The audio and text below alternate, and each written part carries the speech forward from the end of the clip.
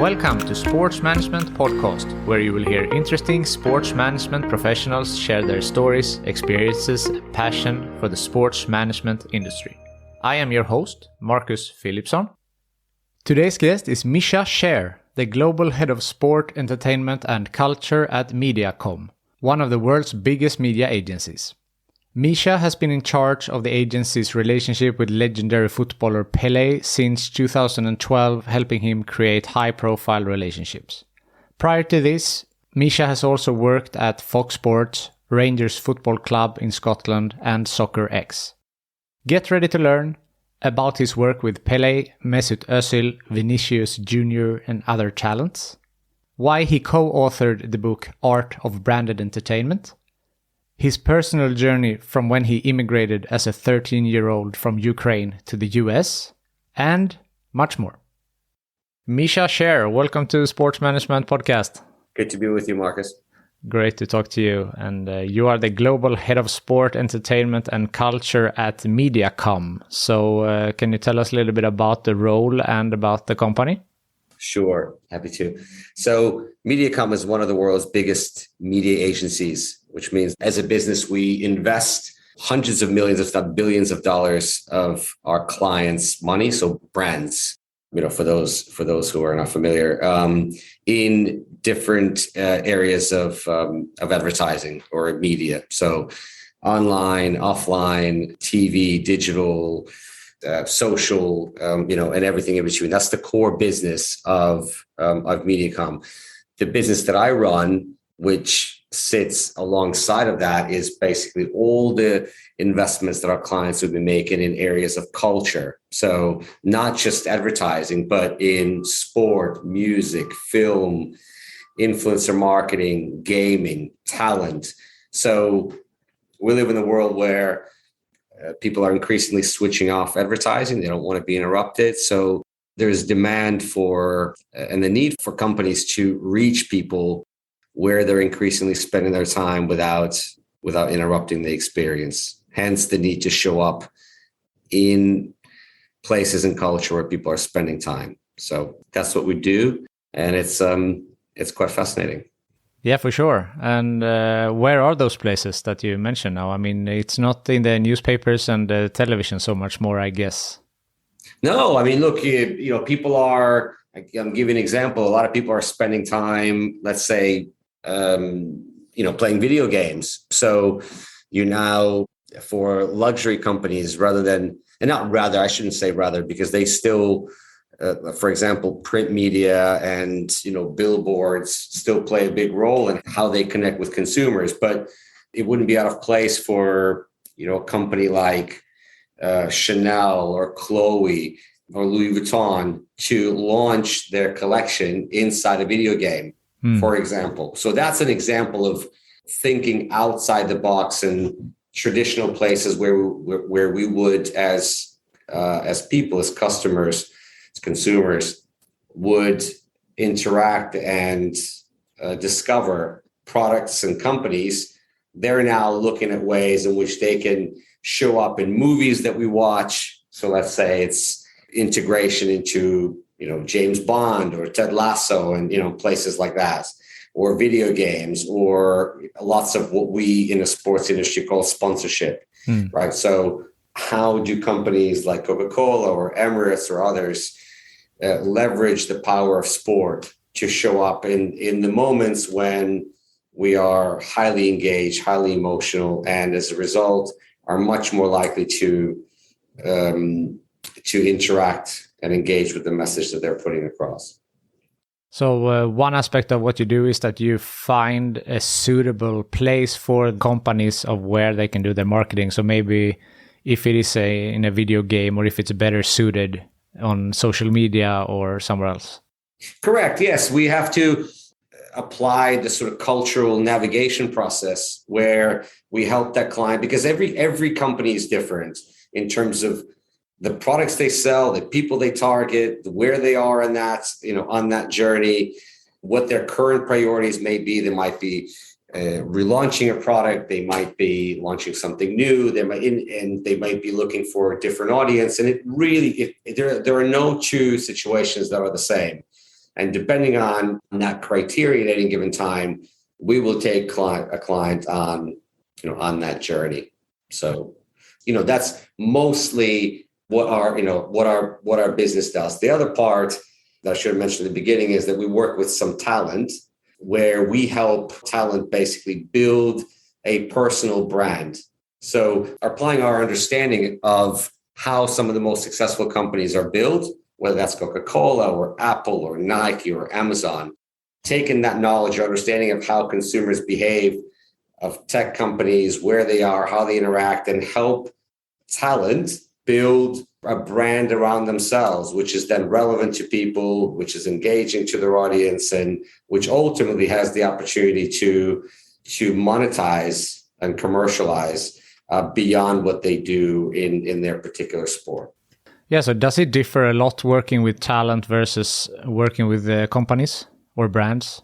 Yes, of course. Most of the companies we work for are big, established, well-known brands like Coca-Cola or Google or Uber. They are huge companies. They've been around a long time.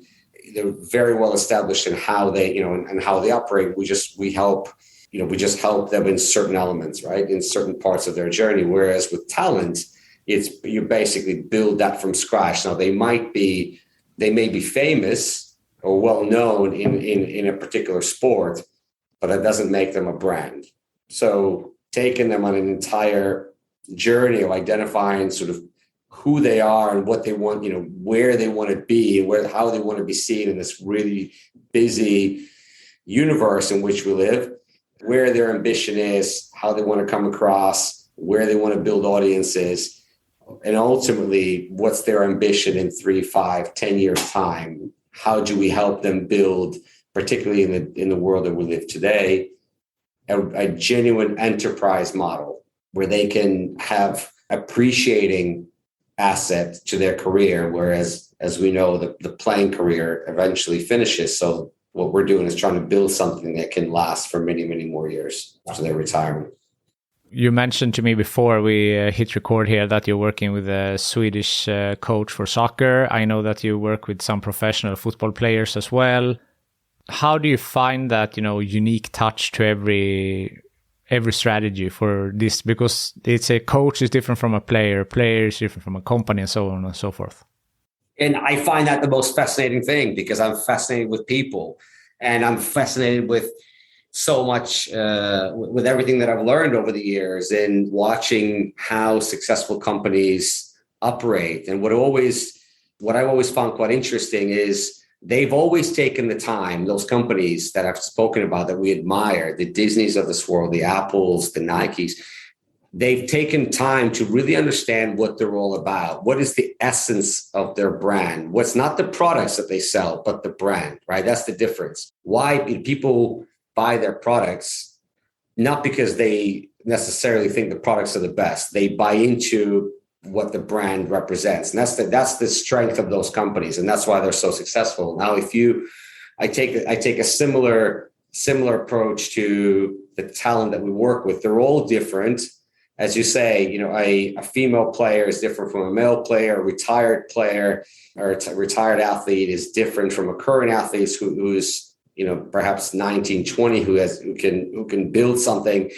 And you have to take a very different approach to all of them, because people are different. The environment is different. There are no two situations that are the same. And whilst you can apply a certain rationale in terms of how the process that I would take them on, the journey I would take them on, there are certain parts of that are quite similar. How do you go about building a vision, creating a proposition? How do you start to package that? How do you take it to the relevant places and so on? Yes, those things are similar, but what in terms of what they are and how they apply to different people is very, very different. Very, very different. And you have to navigate that accordingly. Yeah, in order for it to work, it needs to be correct for that particular individual, of course.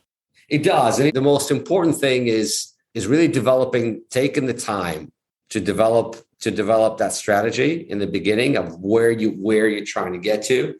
And then sticking with that strategy, because these things don't happen. They don't happen overnight. And oftentimes people think that just because you're well known or because you've had a good season, it means that immediately that translates into all other areas that are related to commercial well-being. And the answer is no, that doesn't happen like that.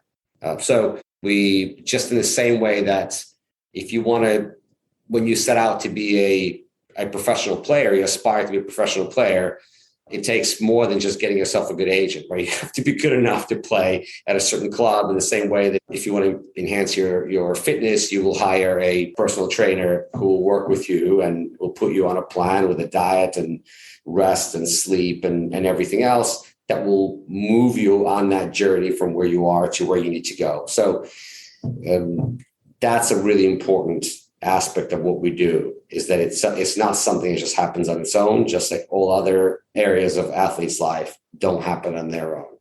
Yeah, on a previous episode, I talked to Dr. Erkut Sogood, and it's also how you and I were connected. Mm-hmm. And he was talking a lot about that he has, I mean, you have helped him a lot, he said, and also that he likes to bring in specialists for different needs of his clients. And that's where you came in, I guess. But it's interesting to see from an outside perspective. So it's the talent, obviously, but then they have their lawyers, they have their agents, they have help with marketing, they have help with maybe PR. So how is that whole like ecosystem, and how is your role? I mean, are you communicating directly with the talent or going through the agent, or how is that? Sure. It's a great question. So what makes Erkut a great agent is that he knows exactly what he's good at, and he knows where he needs help. And that's how every agent should be operating, because the idea that we're all equally as good at all these things is impossible. I mean, that's just impossible.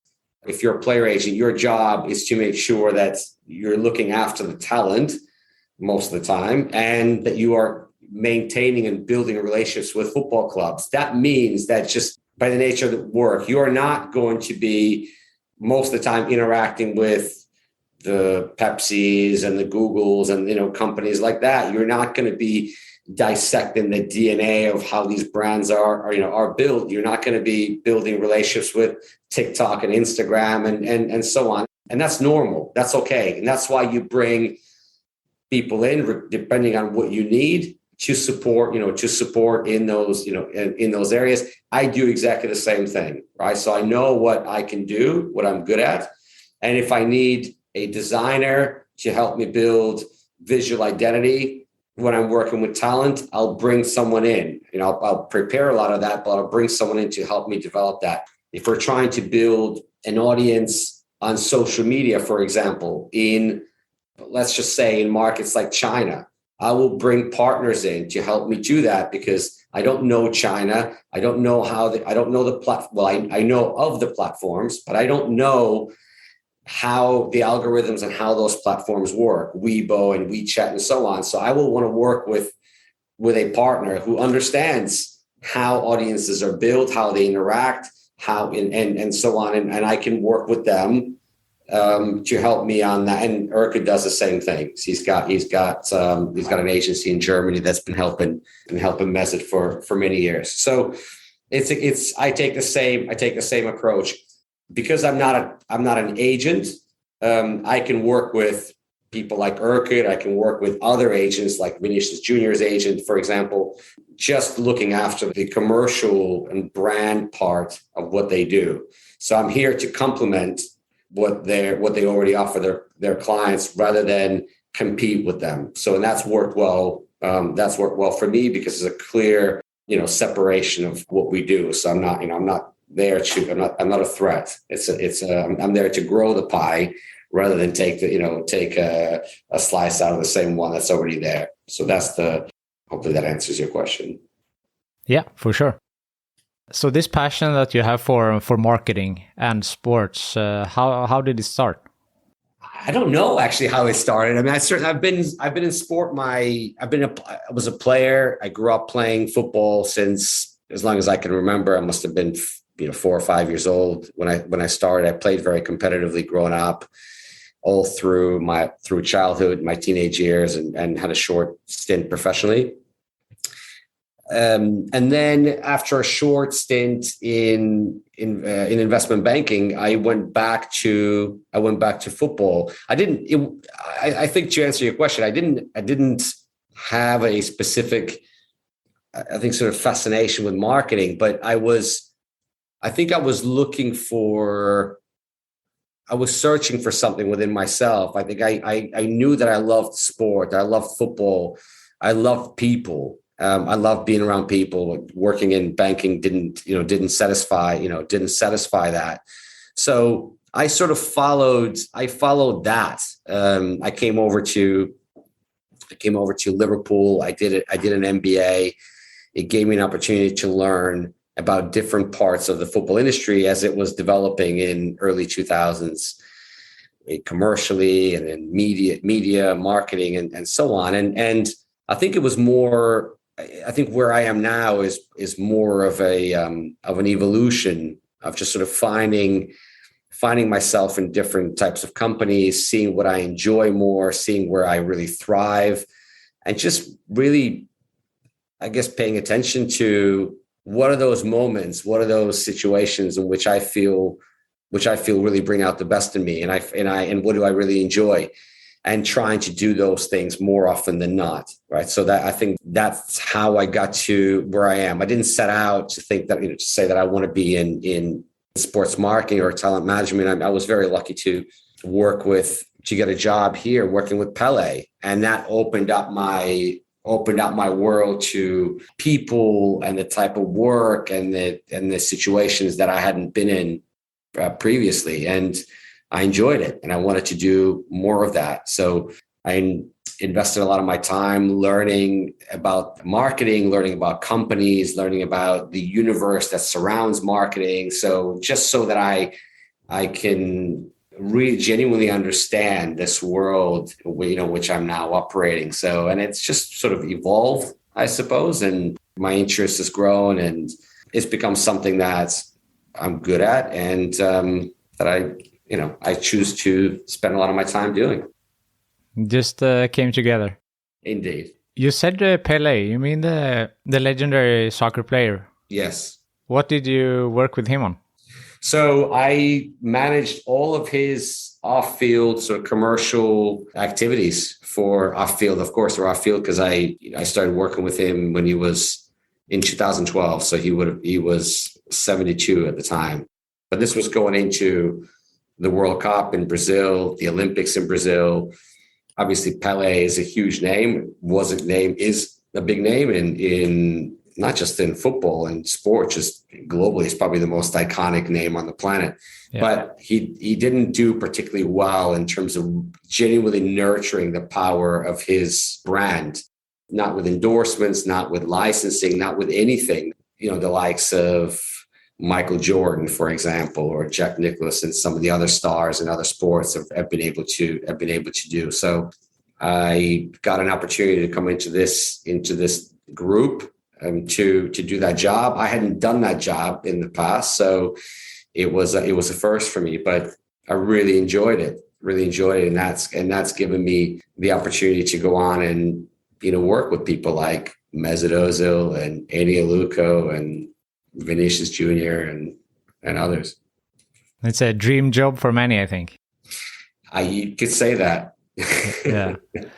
It's fascinating to me that more and more athletes are making more money outside of their actual sport than they make inside of their sport. And that just, highlights the importance of your role and how you can maximize, as you said with Pele, their personal brand and monetize out of that. Absolutely. I mean, we're living in a really interesting time now. This, by the way, wasn't so much the case even 10 years ago, because what has happened in the last 5 to 10 years is that we've seen this intermediation of media, right? So in the years of, let's say, David Beckham, you had to be someone that the mainstream media elevated in popular culture. So if Sky Sports or BBC and ESPN, if those companies didn't do their job to elevate you as a star, it would have been very difficult to do, very difficult, if not impossible. Those barriers no longer exist. with the growth of digital media, of social media, the relationship that now that the players have with directly being able to communicate directly with their fans is nothing like we've ever seen. So you have someone like Vinicius Junior now, who's got 50 million followers. He's 22 years old, right? So he is a media business already. His reach is bigger than a lot of companies, than a lot of football clubs put together, him himself by himself. So this is, that's the opportunity. So now social media has given you the opportunity to reach people anywhere, wherever they happen to be. They can be in China, they could be in US, they could be in Brazil or in India, different platforms, different types of messages. So it is an exciting time and something that, again, a lot of talent can properly influence now and leverage in whichever way that they want. If they want to build a profile as someone who is really into fashion, they can do that, or someone who's a fitness enthusiast, they can do that, or someone who is into travel, they can build a brand and relevance around their passion points, and people will be attracted to them for things, as you say, that are outside of sport, and they will be able to create opportunities for themselves that are linked to those interest points that they have. Yeah, it's definitely interesting. It's fascinating. You mentioned some of your previous work. You say you were a professional footballer, and but you have been a consultant for Fox Sports, and you have been the global partnership director at Rangers Football Club. So, what are some key learnings that you have taken from there that you can implement in your current role? I think a couple big learnings. One is I've never stopped learning. I think in every job that I've ever had, in every role, I've always looked at it as an opportunity to grow and develop. Whether you're in that job for 2, 3, 4 years, and you don't know. I mean, the Rangers job unfortunately didn't last very long, but it was because of the situation that transpired at the club at the time financially. But I take on every opportunity to learn as much as I can whilst I'm there. So it could, not just around the role that I'm doing, but everything else that's happening around that environment. So when I was at Rangers, for example, what I did most of the days is interact with other parts of the football club. That's one of the reasons I wanted to go there, is because whilst it was a big club, it was small enough where I can actually engage with hospitality team, with the football division, with the media team, with the marketing side of the business.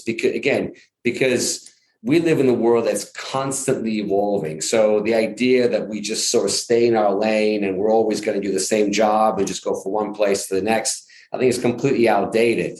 The careers are we call squiggly careers. You can go into so many different areas, and as I mentioned to you earlier, I never knew I would end up where I am now. But the more you learn, the more you understand how this universe in which you operate comes together, the better place you will be to navigate that and navigate it effectively, and to be in rooms and understand how everything comes together. So, whether that's when I was at Rangers, or when I was at Fox, and Fox was an opportunity for me to leverage a lot of my language skills and my understanding of Eastern Europe, because the European Championships in 2012 and then the World Cup in 2018 were taking place in Russia and Ukraine.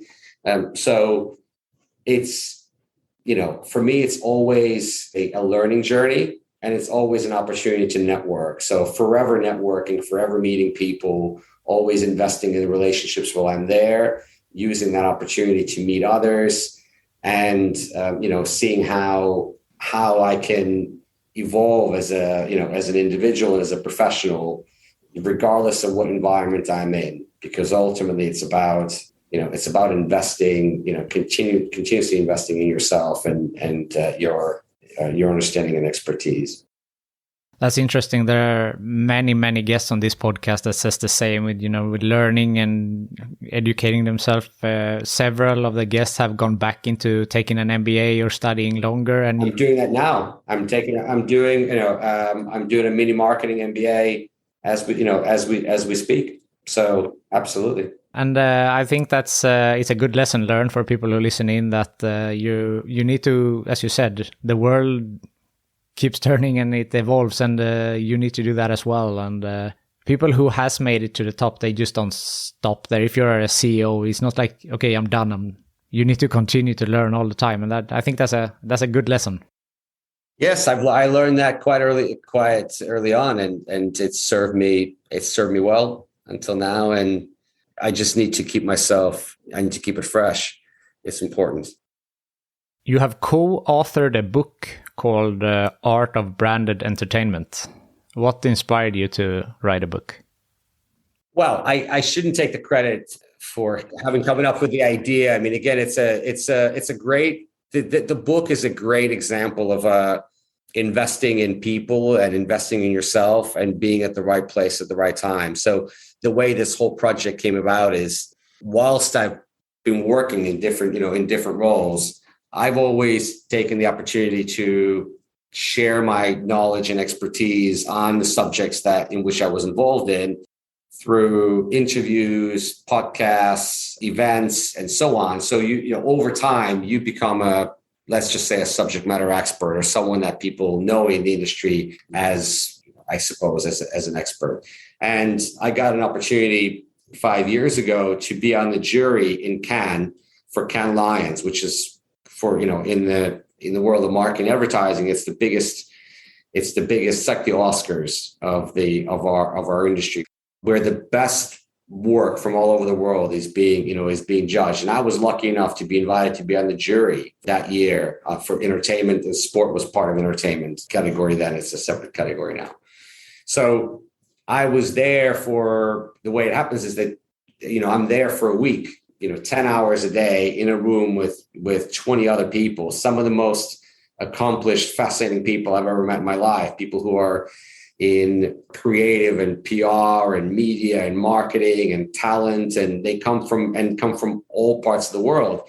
And it was following that experience, and because Cannes Lions are held in such high regard, our jury president, PJ, suggested that we write a book about what we talked about in that room, because it's so rare that, or actually it's never happened.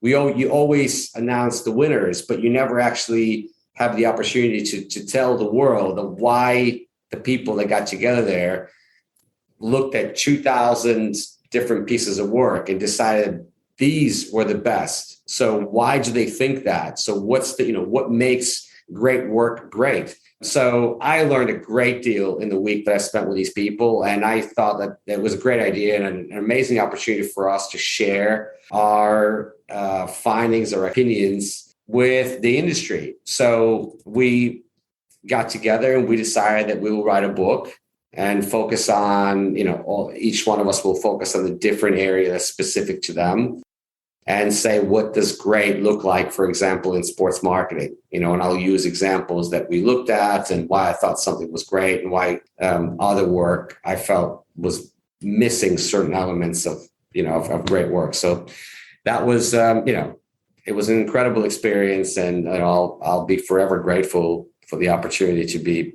part of that team. Sounds interesting. I guess it can be bought on Amazon or something similar. Yeah. You can buy it on Amazon. Yes. I highly recommend it. A lot of things we talked about 5 years ago are as true today as they were then. Art of Branded Entertainment. Yes. If they want to check it out. Looking back on your career, has there been any bumps on the road? And if so, how did you overcome them? Oh, big time. Look, I mentioned when I started out, I went into banking.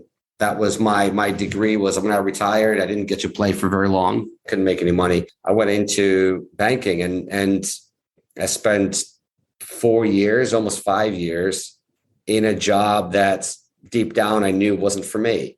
So, and it's difficult because I think we're all in our 20s trying to find our way, and I suppose these things evolve, and maybe I don't know if it's easier or harder these days, but certainly when I was going through that experience, it didn't feel to me like there were a huge amount of options. I feel like today people are much more open to trying different things and changing careers. I mean, this was in sort of 2000s when I thought, hey, I decided I'm going to go into banking. I guess this is what I'm going to be doing. Like the idea that you're just going to leave and become, I don't know, a marketeer or a journalist, like that just wasn't, not hugely unusual, but it wasn't happening a lot.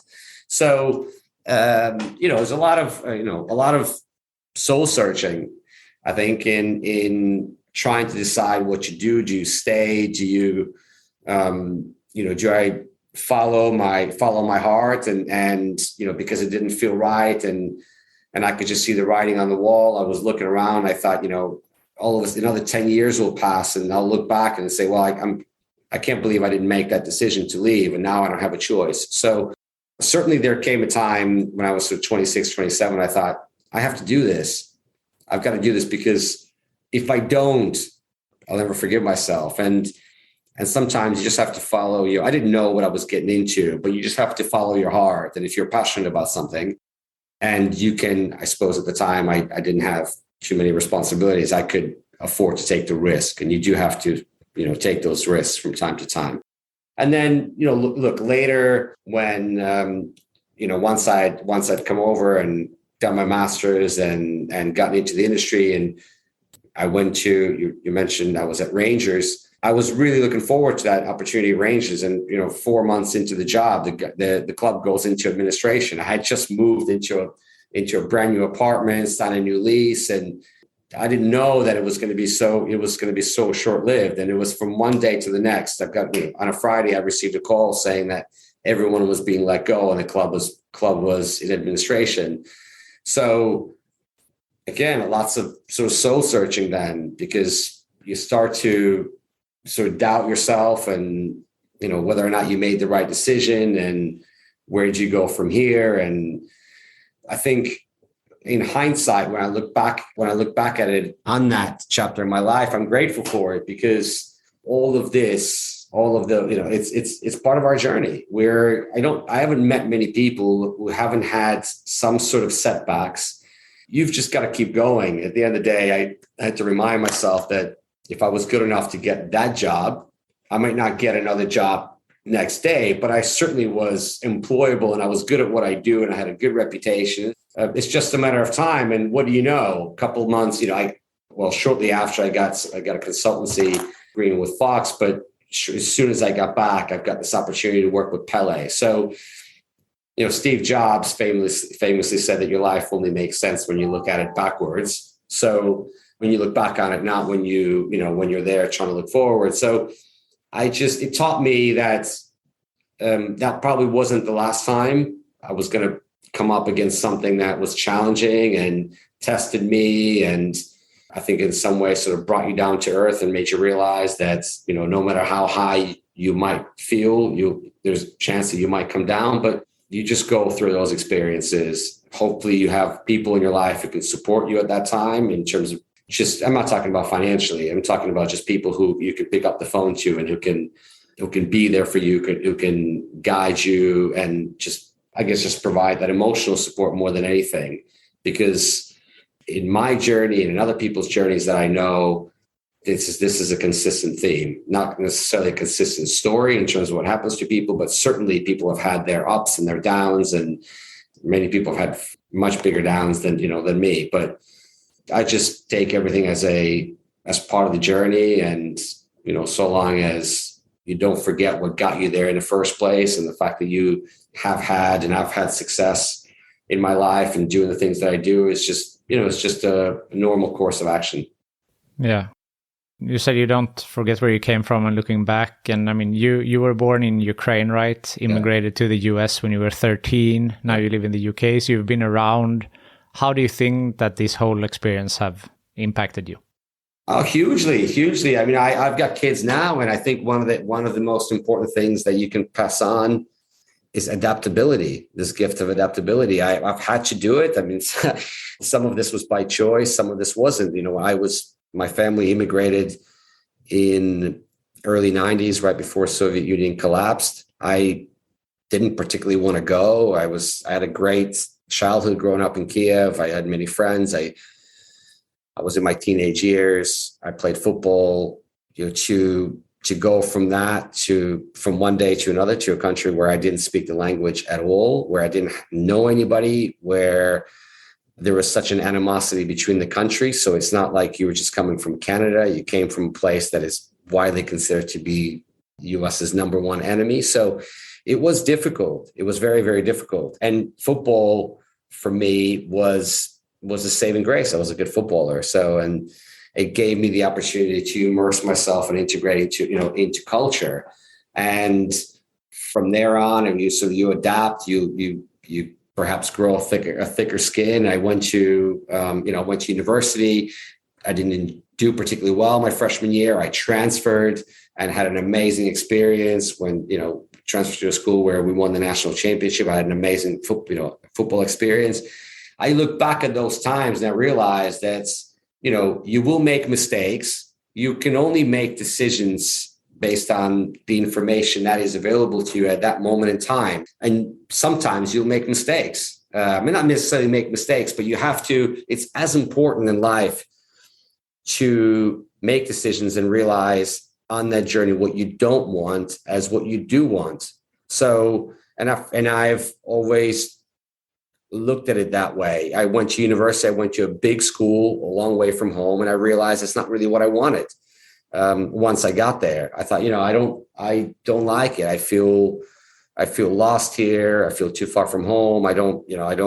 This doesn't feel right. And that allowed me to sort of figure out where I needed to be. And once I got to my next place, I felt right at home. But what's interesting about that experience is that I could not have gone from A to C without going to B. You see what I mean? So I had to go through that process, to figure things out. And I think that's really important. I had to go and work, get my first job and have that experience to also understand what I don't like as much as what I want to do. So I think sometimes when people are going through their careers, they focus so much on what they want to do. And they feel like if they're not having a great time, that, they made a bad decision or it's a waste of time. It's not a waste of time because you're in that moment figuring out what you don't want and what doesn't feel right.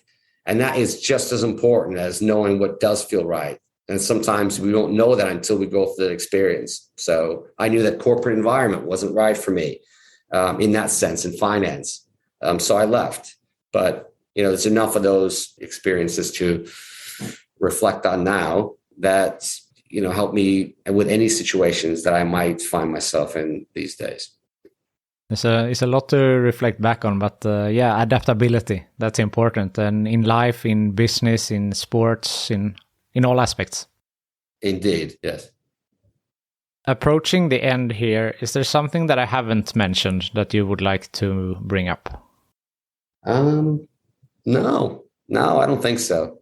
I think we've covered everything. I mean, if the podcast is about people and their journeys, I think I've been able to share mine. And I think the most important lesson that I would leave the listeners with is that no career is a straight line. And increasingly so now. There will be ups, there will be downs, there will be opportunities to go from one career to another. People change careers 3 or 4 times these days. So there are no rules. There are no rules that you have to hold yourself to. And you don't have to feel like there is an expectation to follow a certain path. Because I certainly haven't followed any path. And I may not follow any path going forward. That's just the nature of the world in which we live. My advice is that you try to figure out what it is that you really enjoy and what it is that you're really good at, and look for the opportunity to operate in a job or a company or an environment where you're able to do those things more often than not. Because if you can do that, then you will thrive. That's good advice. The last question that I ask everyone is, if you could choose the next guest on this podcast, who do you think that I should talk to? Keeping in mind that I have already talked to Erkut on an earlier episode. You already talked to... Well, have you spoken to our other friend, Daniel? Have you spoken to Daniel G? Yes, Daniel G has been also on the podcast. Oh, he's been on. Oh, well, you catch him. Yeah, I think you should host Jackie Fast. Who's that? A fascinating woman that I've got a chance to befriend and work with over many years. She had her own company, which she sold. She went on The Apprentice. She now has a fund which invests in athlete-led IP projects. I think Jackie's story is fascinating. So I think if you're looking to have an interesting guest on, one that's much more interesting than me, maybe not more interesting than Erica, then I would certainly recommend inviting Jackie. That's a great guest, and you're all the same interesting. You have different, inputs from your different experiences. So everything is of great value. Thank you. Well, I'll be happy to introduce you if you're interested in doing that. Thank you. Misha Sher, thank you so much for being on the Sports Management Podcast. Thank you for having me, Marcus. Thank you for listening to the Sports Management Podcast. Please hit the subscribe button so you don't miss out on any upcoming episodes. Also, feel free to leave a comment about what you thought about this episode. If you want to get in contact with me, send an email to sportsmpodcast@gmail.com or hit me up on Facebook, Twitter, or Instagram @sportsmpodcast.